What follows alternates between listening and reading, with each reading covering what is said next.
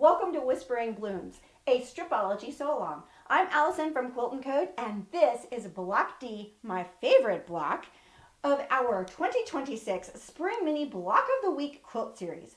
Follow along as we build this quilt block by block, week after week. You're going to find the pattern in the description.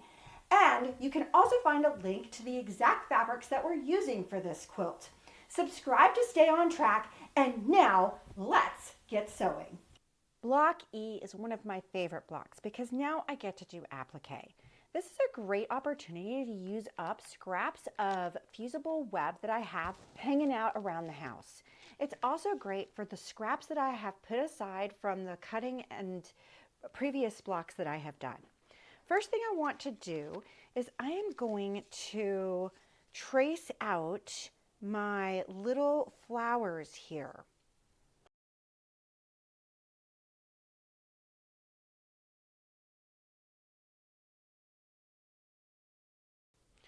I need 4 of each of these, so I am going to move to the next big one just to see how many I can get on this little piece.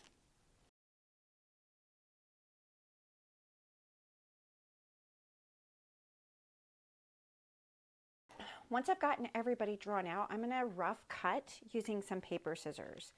So I'm going to cut around just like that, and I want to leave some of that fusible web on my, I don't want to cut directly on the line. So I'm going to start with 2 here, and then I'll finish the other 2 with my other scrap piece over there.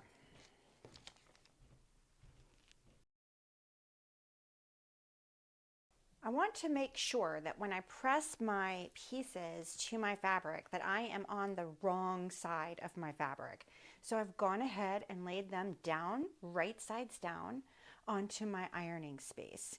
And now I'm going to place my pieces onto the wrong side of my fabric and press them down. So I don't iron, which means I don't move it. I just press down with the heat. Don't use any steam. Just press down with the heat. You don't even need to use any weight. You just need to use the heat. So I'm going to give them a good press. Corners sometimes don't get pressed down well. So I am going to just double check that we've gotten all our corners down. And then before I go to cut these, I'm just going to let them cool a bit, and then I'm going to cut directly on that edge. Now I'm going to cut all my pieces out, and there's many reasons for cutting directly on the line and leaving that rough edge on your heat and bond before you glue them down. And one of the reasons is that glue helps to hold in the fibers when you go to put it onto your other piece. Another reason is that it's a lot easier to cut with the fabric attached to the paper than it is to try and cut around the paper. We want to make sure as much of this design gets stuck to our project as possible. So I can also make little adjustments here if I felt like I didn't draw it the way I wanted it.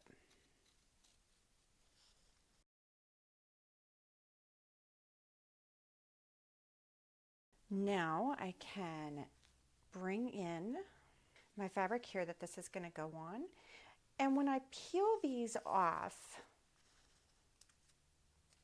I like to pinch a little bit at the side, and then I'm going to double check that the shiny is on that side. Sometimes it just doesn't stick, so you want to just make sure. You can always go back to the iron and press it just a little bit more. And then I'm going to place it just like this. Now, if you're using, I have never had any problems with heat and bond when I'm doing several layers. And so in this case, I'm doing 3 different layers on top. If you're using a different type of fusible, sometimes they're a little thicker and will gum up the needle a little bit. How do we know that's happening? that means that your thread is breaking quite a bit, that you can hear the punctures and everything like that. And so keep that in mind when you're going to do layers. That heat and bond, I have found, works really well if you're doing multiple layers. Next step is to simply iron this down in place so that I can applique. So I'm eyeballing my centering on this. If I were using a template, I could have a light box underneath and have that template use it. But these are such simple designs that I am simply going to eyeball that I'm in the center of my block. If it's a little off, no one will be able to tell. I'm going to do the pressing thing again. I don't want to move the iron at all. I simply want to press down and let that heat and bond stick to the fabric. If I move my iron at this phase, the glue could shift the design. This demonstrates how I test my stitches. I'm starting with the zigzag. I decrease my stitch length and even more, and then this is more of a satin stitch. I am going to stick with the 0.35. Over here is the blanket stitch, and as you can see, I am playing with the stitch width and the stitch length with that as well. I like to also play with some decorative stitches, although I need to decrease my stitch length there in order to get it to where I want it for this project. I'm going to demonstrate on this circle the different stitches. The first stitch is just a straight stitch to hold the applique piece down. Perfectly fine, especially if you're not going to ever wash this project. One thing you want to know is that you're going to have to leave your needle in the fabric so that you can pivot and make sure that you get as smooth a curve as possible when you're going around those curves.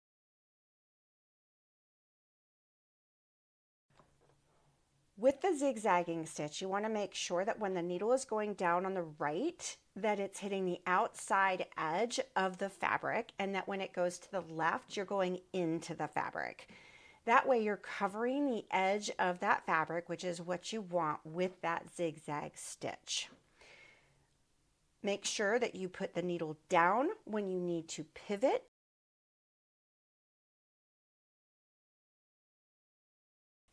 The blanket stitch is my favorite applique stitch. It's very forgiving when I'm going around my curves.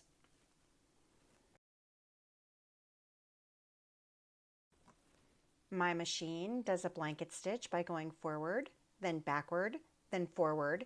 Then it goes over and back to the center.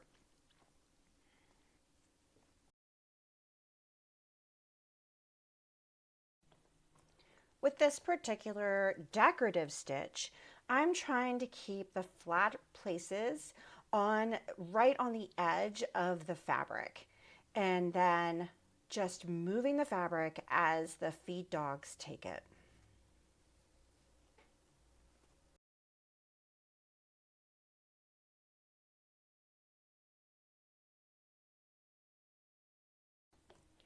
I encourage you to do a sample just like this. This will help you decide which stitch you like best. When I start, I like to start on the inside crease, and I always tack in place. Notice how I'm pivoting with my needle on the right side or outside of my fabric.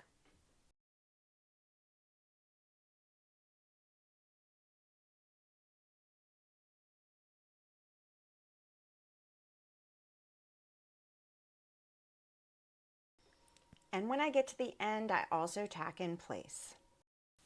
And that's block D for this week's Whispering Blooms Stripology Quilt Along. Don't you just love applique? Don't forget to like and subscribe so that you can check out the full series. You'll find the pattern in the description, and don't forget to check out our kits so you can sew along with the very same fabrics. See you next time. Happy quilting!